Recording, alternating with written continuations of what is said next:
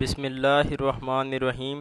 دوستو، آج کی ویڈیو میں ہم لکھیں گے سیرت النبی صلی اللہ علیہ وآلہ وسلم پر ایک تقریر۔ تو شروع کرتے ہیں۔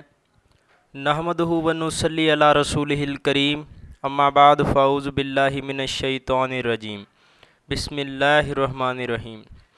وہ دانائے سبل ختم رسل، مولائے کل جس نے غبارِ راہ کو بخشا فروغ وادی سینا۔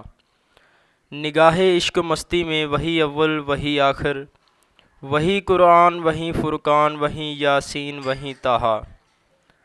جناب صدر، یقین مانیے جب مجھے یہ موضوع ملا تو دل جھوم اٹھا، دماغ سوچوں کا مرکز بنا اور جسم کا خون رواں دواں تازہ لہو کی طرح تھم گیا کہ مجھے آج سیرت النبی صلی اللہ علیہ وآلہ وسلم پر کچھ کہنا ہے۔ میں اس بات کی جستجو اور دعوت گفتگو دونوں کے لیے آپ کا شکر گزار ہوں۔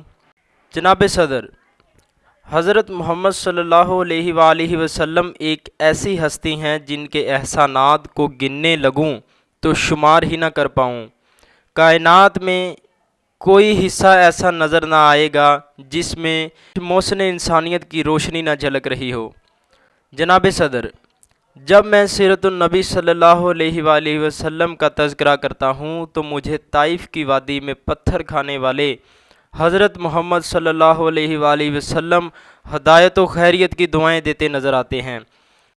جب میں سیرت النبی صلی اللہ علیہ وآلہ وسلم کے موضوع پر بولنے لگتا ہوں تو مجھے مکہ میں عام معافی کا اعلان کرنے والے رحمت للعالمین نظر آتے ہیں۔ جب سیرت النبی صلی اللہ علیہ وآلہ وسلم کی بات کرتا ہوں تو مجھے حضرت بی بی آمنہ رضی اللہ تعالیٰ عنہ کے لال بھوک اور پیاس کو برداشت کرتے نظر آتے ہیں۔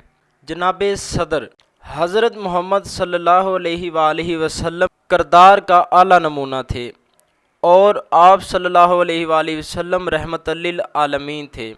آپ صلی اللہ علیہ وآلہ وسلم قرآن کی عملی تفسیر تھے۔ آپ صلی اللہ علیہ وآلہ وسلم معلم تھے اور ہدایت کا سرچشمہ تھے۔ کس شان سے اللہ نے اتارے ہیں محمد، ہر دور میں ہر شخص کو پیارے ہیں محمد۔